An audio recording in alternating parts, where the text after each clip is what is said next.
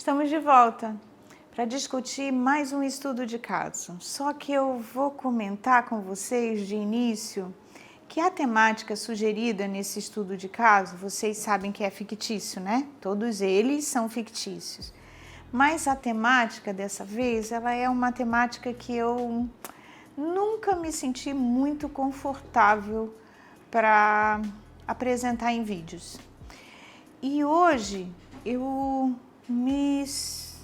acho que eu vou conversar com vocês por quê, antes de falar sobre o estudo de caso. Na verdade, a temática principal, pelo menos aparentemente, o centro da atenção dessa temática é bullying. Por que será que eu sempre tive dificuldade de conversar sobre esse conceito? Não é porque eu não concordo com a existência do bullying, realmente existe. Não é porque eu não concorde com o sofrimento que o bullying causa, porque eu sei que causa. Não é porque eu possa considerar que talvez a vítima e o vilão, se é que a gente pode considerar assim, não é que eu não possa considerar que os dois, tanto um lado como o outro, estejam vivendo experiências emocionais muito complicadas. Mas é porque eu sempre achei que essa linguagem não ajudava na clínica.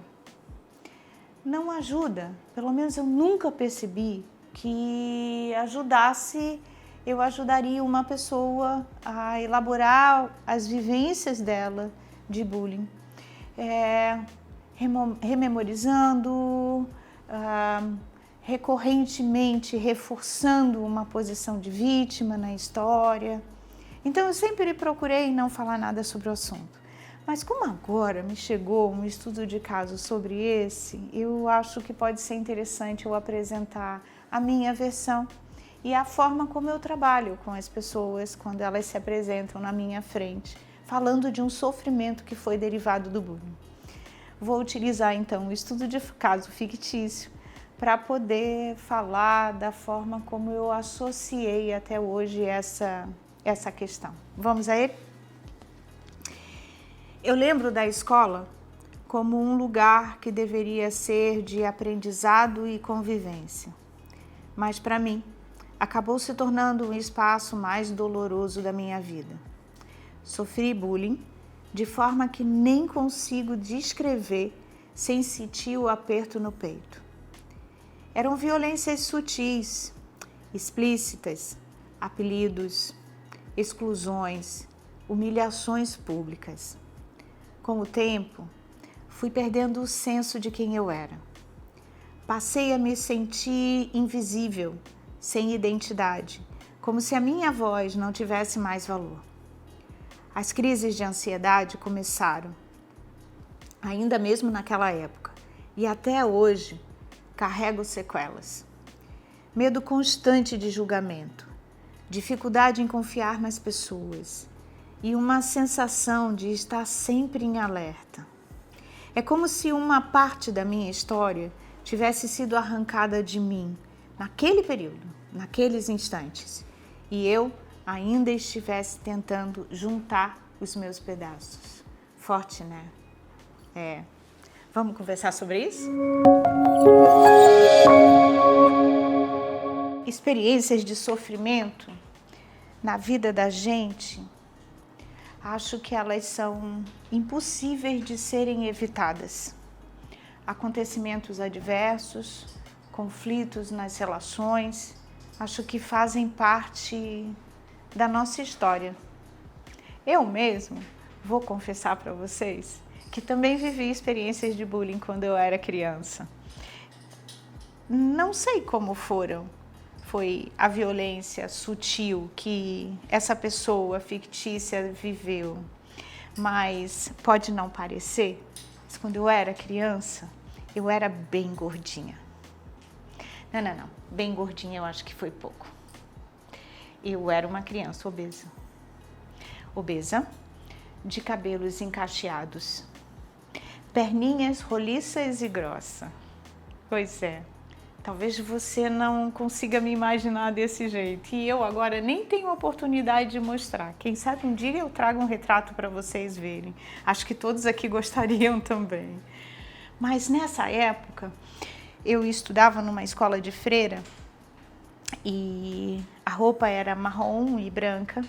As saias eram plissadinhas e, sim, minha mãe me arrumava impecavelmente. Sempre, sempre. As sainhas apareciam, minhas perninhas roliças. A blusinha era bem justinha e, sim, apareciam os contornos da minha... Ai, que coisa, né? Não, mas ela não parou por aí. E a minha mãe não fazia por mal, mas ela não parou por aí. Ela queria deixar o meu material todo muito bem organizadinho, né? Porque... era importante que fosse bem organizadinho, mas ela queria que fosse prático, porque eu era desajeitada também por causa do meu excesso de gordura, eu era meio desajeitada. Então, o que acabava acontecendo é que se eu tivesse muitos cadernos na mão, sim, certamente ia ser caótico, os cadernos iam cair, não ia dar muito certo, não ia me acertar bem. Então, de uma forma muito sábia, sabe o que a minha mãe fez? Comprou um caderno grande, bem grande, gordo, bem gordo, com muitas folhas, para eu poder dividir tudo. Bem, lá fui eu, para o meu primeiro dia de aula, depois de um período de férias muito intenso. Lá fui eu, com as minhas perninhas roliças, minha roupa toda bem alinhadinha no meu corpo, marcando bem o meu corpinho e o meu caderninho, porque ele não cabia, né, na malinha, porque ele era bem grandinho. E lá fui eu com o meu caderninho embaixo. Meus amigos não deixaram isso barato. E não deixaram por muito tempo, né, gente? Não deixaram isso barato e o primeiro movimento que eles fizeram foi... Olha, lá vem ela. Pode ser que vocês não conheçam, tá? Olha, lá vem ela, tão gordinha como o caderno dela. É igualzinho o elefantinho da Shell. Se você é mais velho, sabe que na época existia um posto de gasolina que o símbolo dele era um elefantinho bem simpático, sorridente com as suas trombinhas. Pois é, era assim que me viam. Eu gostei disso? Não. Isso me deixava bastante chateada, entristecida. Busquei apoio das pessoas? Sim, busquei apoio das pessoas, que lógico não conseguiram resolver na época. Era tudo criança. Mas não me sinto aprisionada nessa história hoje e nem em todas as outras histórias. Foram muitas, né, gente?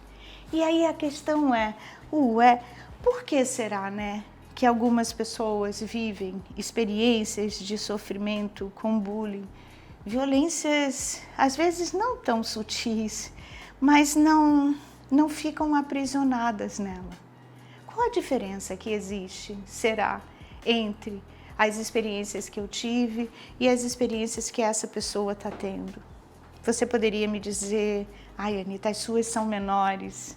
E eu diria, violências são violências para um e para o outro. Então, para ajudar vocês a entenderem a forma como eu acabei significando a história do bullying e essa variação entre a diversidade da reação que as pessoas podem ter, eu vou convidar vocês a conversar comigo sobre traumas. Aliás, recentemente acabei de acompanhar um trabalho de uma aluna do curso de formação do Espaço, que foi muito enriquecedor para mim, que conseguiu pensar sobre essa temática nas experiências dela, dos clientes dela, de uma forma muito enriquecedora. Então, esse estudo de caso é uma homenagem a ela também, que sei como foi sofrido construir todas as reflexões que conseguimos fazer juntas. Bem, primeira coisa que eu quero conversar com vocês é, afinal, o que é trauma? Vamos tentar responder? E enquanto a gente tenta responder, pense numa resposta comigo. Tu tem uma definição prévia, todos nós temos, né? E talvez a definição inicial, ela venha com algumas palavras-chave, tá? Uma palavra-chave é um acontecimento.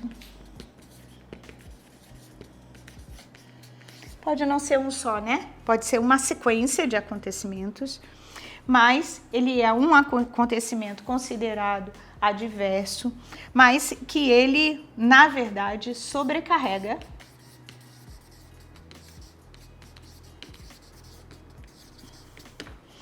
a nossa capacidade de sobrevivência.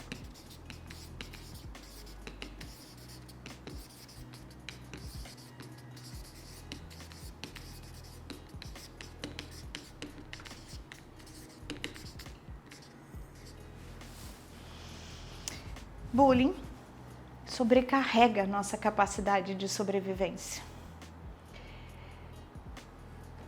Nos joga numa experiência de violência que realmente é pesada.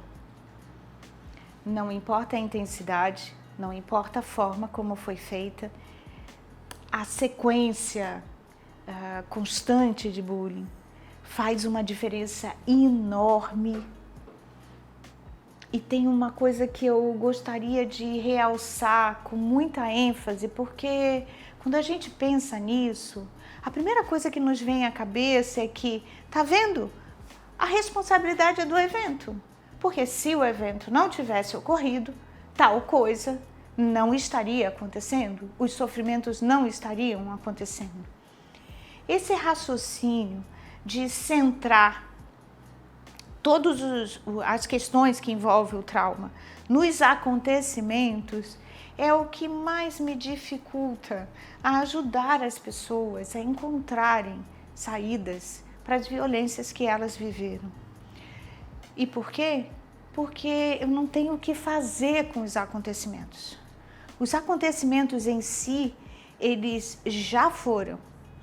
E é possível que essa pessoa esteja tão marcada pelos acontecimentos que é possível que ela esteja simplesmente repetindo inúmeras relações que vão gerar de novo experiências de trauma para ela. Então eu penso, não, por aí eu não vou conseguir ajudá-la, porque a gente vai estar falando sobre algo que está fora do controle da psicoterapia. Mas tem um outro elemento nessa definição que eu acho completamente interessante, que aí me chama a atenção e me faz ir adiante, que é o fato de que o acontecimento em si sobrecarrega a capacidade de sobrevivência e gera uma reação. Nosso centro de atenção para ajudar as pessoas está aqui, ó. Está na reação, na forma como as pessoas reagem a essa experiência, a esse acontecimento que sobrecarrega a capacidade dela de vivência.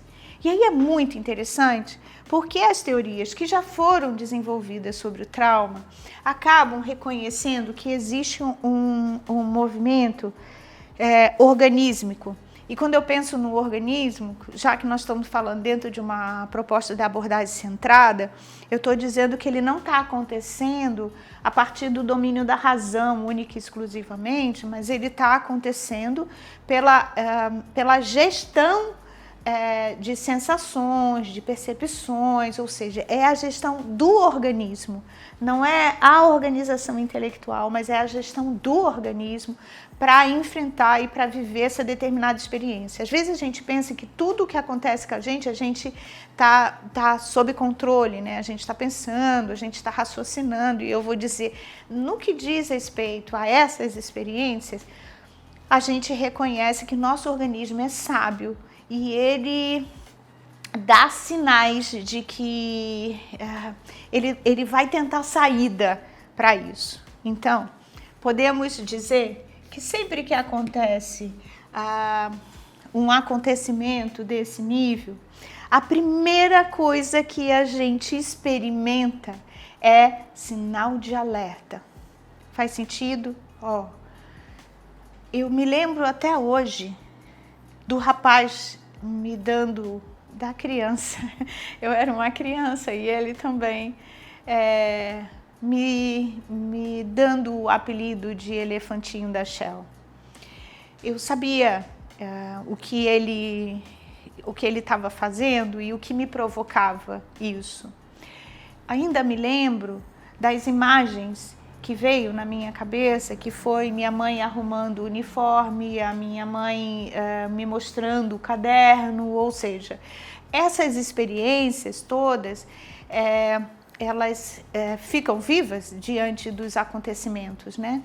Mas um detalhe interessante foi que eu fiquei em estado de alerta, porque eu sabia que ali eu tinha riscos, tinha perigo e eu poderia não dar conta mesmo de gerenciar o que estava acontecendo. E a minha primeira sensação foi de olhar no entorno para ver se eu procurava alguém e procurava alguém para me ajudar. Eu não estava me sentindo capaz de resolver aquela história. Eu estava me sentindo verdadeiramente vulnerável. Assim começa um trauma. A gente se sentindo em dúvidas, sem saber se a gente vai conseguir enfrentar ou não aquela experiência e buscando apoio. Então, podemos dizer que o primeiro sinal é um sinal de alerta por reconhecimento. Isso não é racional. Nosso organismo está todo dizendo assim, cuidado, cuidado, você precisa ter a sua hipervigilância acionada agora. Não se distraia, procure ajuda. Então, nosso organismo ele é inteligente e procura ajuda. Então, eu diria, suporte. Suporte é algo que vai ser necessário e que nós vamos solicitar. Eu não achei suporte, eu estava no pátio. Era uma escola enorme de freiras e eu não achei suporte. Meu estado de alerta continuou bem forte e eu pensei, sai correndo, Anitta. Sai correndo porque a coisa vai ficar feia pro teu lado, né? E realmente eu saí correndo. Perdi o caderno, tá, gente? Porque o caderno caiu na hora. Mas assim que entrei na escola, encontrei a minha professora, que logo disse, ei, Anitta, vais aonde? E eu disse, pra sala. Aí ela disse, isso, vai. E eu falei, quero ir contigo. Por sorte a minha, ela disse, ok, eu não vou entrar agora, mas me espera aqui. Foi o que eu fiz. E dali pra frente, por muitos dias, eu grudei nela. Em todos os momentos que eu estava na escola. E adivinha o que eu fazia quando eu chegava no pátio? Eu saía correndo para que ninguém me parasse no meio do caminho. Sinais de alerta, que faz pedir suporte. E nos momentos que a gente não tem suporte, a gente precisa avaliar se o que a gente faz luta e enfrenta esse rapaz, ou se a gente sai correndo. Isso é uma reação natural do nosso organismo. Veja que inteligente que ele é. Veja como todo o processo que ele pode fazer e tudo que a gente pode viver tem uma sabedoria interna. Então, a gente pode dizer que a gente busca suporte e na ausência da busca do suporte, a gente, então, vai para um próximo recurso. Ou a gente luta, ou a gente foge.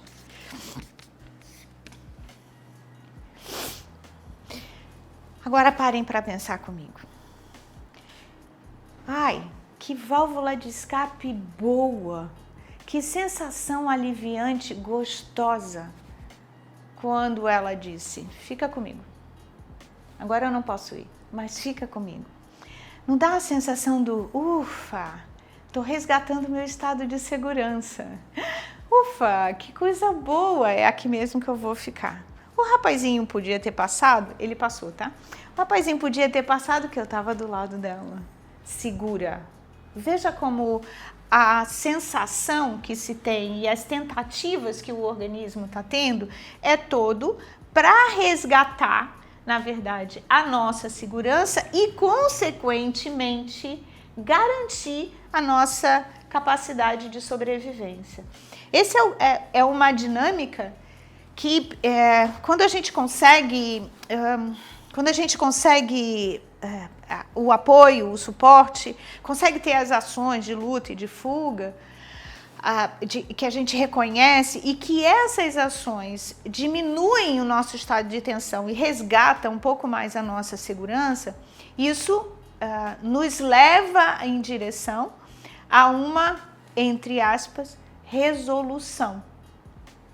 Porque meu organismo inteiro, ele reduz a tensão. Puxa, mas se ele reduz a tensão, né? Ele está diminuindo, aumentando a capacidade dele de sobrevivência e diminuindo a pressão que existe dentro dele. No entanto, vamos imaginar que nada disso tenha funcionado. Ligamos o sinal de alerta. Tentamos procurar suporte. Nada funciona. A fuga não deu certo. A luta também não deu certo. Vocês imaginam o que vai acontecendo? Não tem espaço para esvaziar a energia tensional que fica dentro de nós. O estado de segurança vai se transformando em um estado de insegurança. E um estado de insegurança constante. Eu tive o suporte das pessoas e eu pude chegar no dia seguinte na escola reconhecendo que o pátio era perigoso, mas que correr era uma possibilidade.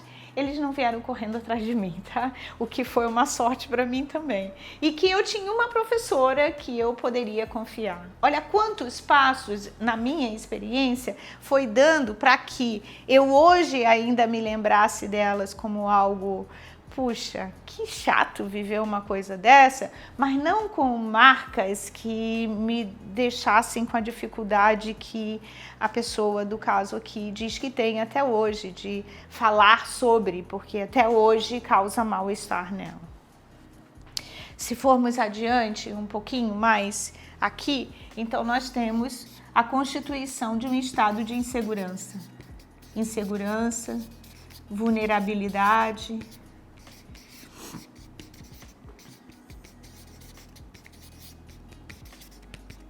E posso ir acrescentando uma série de outras coisas nesse cenário.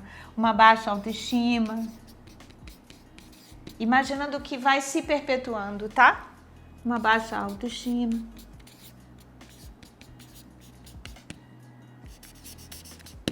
Veja, quem consegue viver com essa sobrecarga tensional por muito tempo? Qual é o organismo? Deixaria de ser protetivo se a gente sentisse toda essa dor e todos esses limites e todas essas dificuldades sem, a sangue frio. Mas daí o organismo vai lá e dá uma ajudadinha nisso, que é assim, a coisa ficou muito séria, a situação do organismo em si está num processo de tensão muito sério, mas que tal a gente diminuir essas sensações de sofrimento, essas dificuldades todas que estão sendo geradas? E aí entramos num terceiro momento, que é o momento que eles chamam de congelamento.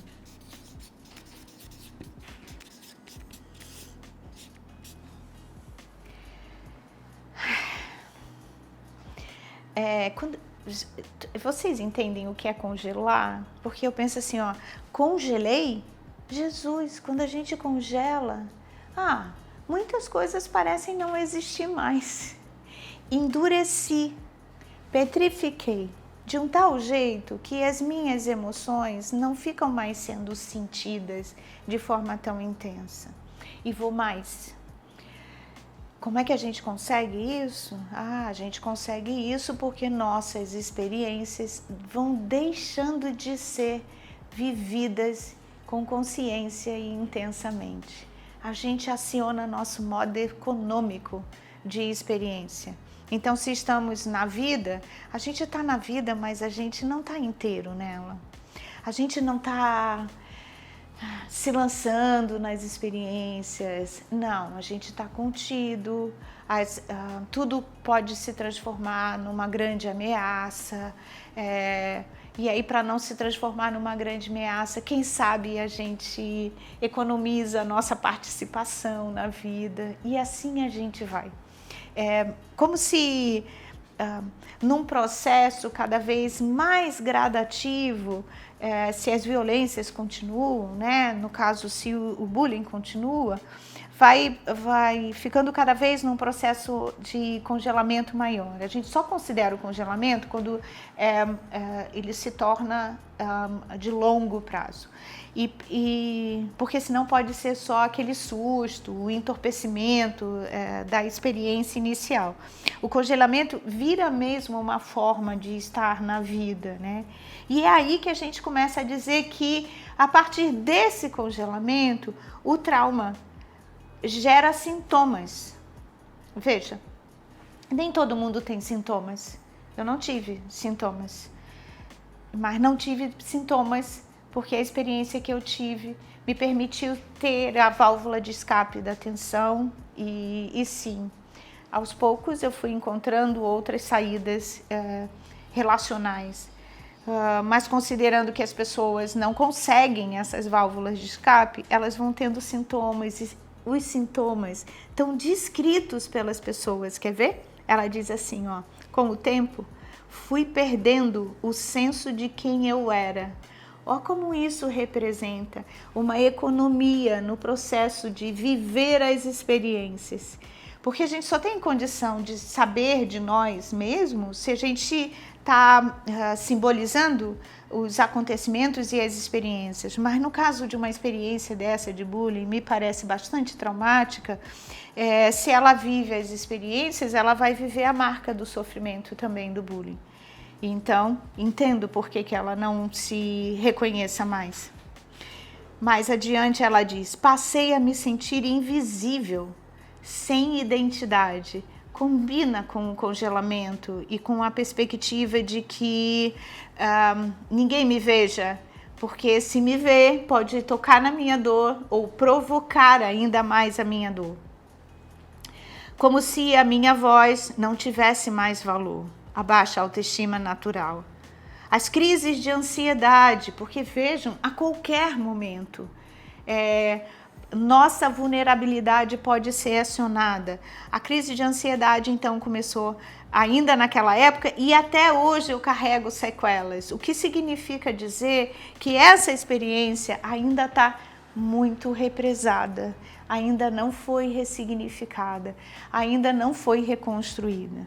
Então, poderia dizer que talvez uma das maiores contribuições que a psicoterapia poderia dar a histórias como essa de violência seria uma oportunidade para que as pessoas pudessem ressignificar elas mesmas na vida. Eu fui obesa até mais ou menos por volta de 11 anos de idade. E aí emagreci bastante, ainda bem. E nesse processo de emagrecimento veio comigo uma necessidade enorme de reconhecer de novo a Anita com as suas novas experiências corporais, sua nova forma de estar nas relações com as pessoas. Uma adolescente que se despedia de uma versão para entrar numa outra versão.